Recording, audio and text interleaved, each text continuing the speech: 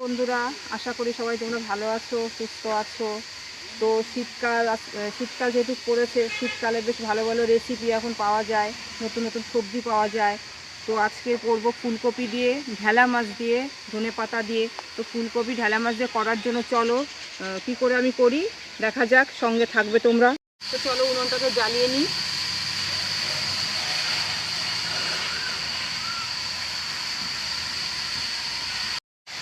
উনুনটা জ্বালানো হয়ে গেছে, দেখো আমি এটা কড়াই চাপিয়ে দিলাম। তো বন্ধুরা, আজকে আমি কিন্তু কপিটাকে আজকে সেদ্ধ করব না। আজকে দেখো গরম জল করে নেব, ফুটোনো গরম জল করে আজকে কপিটাকে দিয়ে দেবো। কেননা কপিটা এখন যেহেতু শীতকাল পড়ে গেছে, কপিটা সেরকম একটা খারাপ হবে না। তবু যেহেতু বিভিন্ন রকম রাসায়নিক ব্যবহার করা হয় কপিতে, তো সেই কারণে আমি গরম জলটা করে আমি কপিটাকে ঢেলে দেবো। তো জলটা ফুটে গেছে, আমি জলটাকে কপির ভেতরে ঢেলে দিচ্ছি।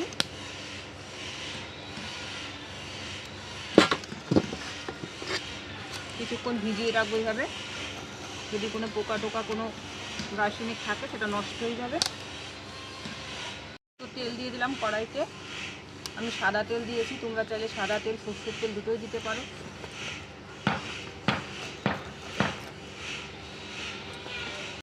নুন হলুদটা মাখিয়ে নেবো মাছে।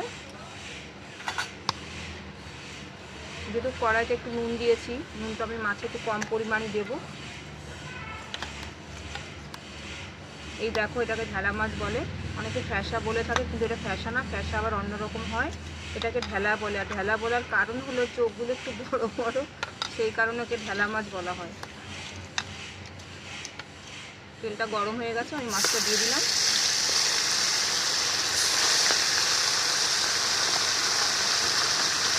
ফুলকপিটা গরম জল দিয়ে ধুয়ে নিয়েছিলাম, দিয়ে দিলাম।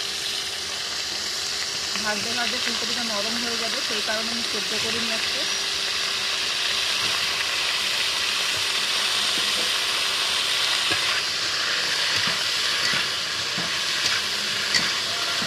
ফুলকপিটা আমার অর্ধেকটা ভাজা হয়ে গেছে। তো আমি লম্বা লম্বা করে নতুন আলু কেটে রেখেছি, আলুটা করে একই সাথে একটু ভেজে নেব। যেহেতু শীতকাল, ফুলকপি দিয়ে নতুন আলু দিয়ে খেতে হয় রেসিপিটা, শীতকালেই ভালো লাগে।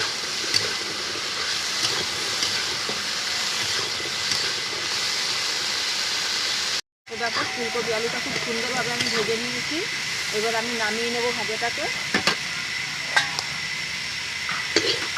ভাজাগুলোকে আমি নামিয়ে নিচ্ছি।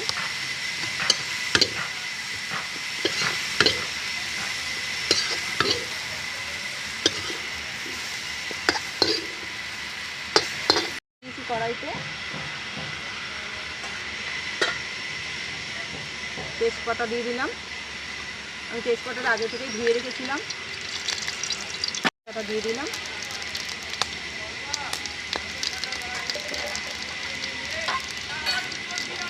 দিয়ে দিলাম জিরে বাটা, আদা বাটা, কাঁচা লঙ্কা বাটা।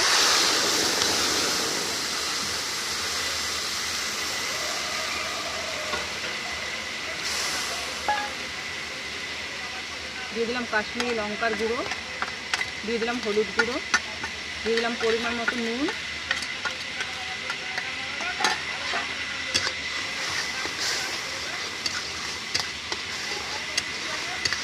একটু ভালো করে আমি কষিয়ে নেব মশলাটাকে।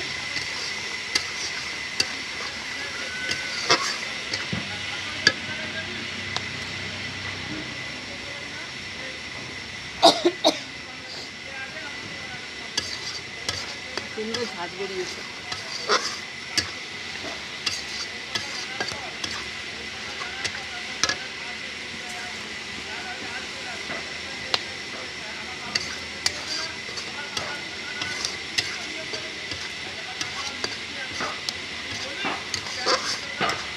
তো দেখতেই পাচ্ছি কি সুন্দর কষানো হয়ে এসছে।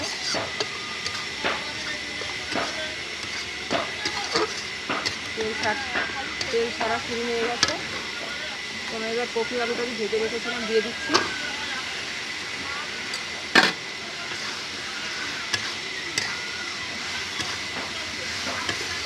আমি এবার পরিমাণ মতো জল দিয়ে দেবো। জল দিয়ে দিলাম। তো দেখো, ঝোলটা ফুটে গেছে, আমি ভাজা মাছগুলোকে দিয়ে দিচ্ছি।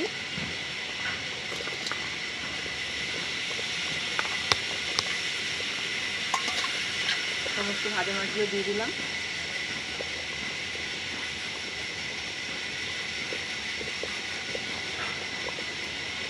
আদা কুচিটা দিয়ে দিলাম।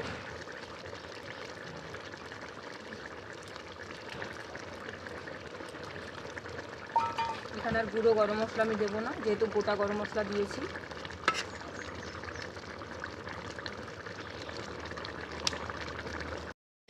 আজকে এই ছিল আমার রেসিপি, ফুলকপি আলু দিয়ে ঢালা মাছ।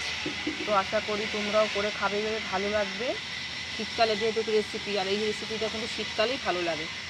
তো তোমরা সবাই ভালো থেকো, সুস্থ থেকো। এখানে আমি শেষ করলাম আজকে।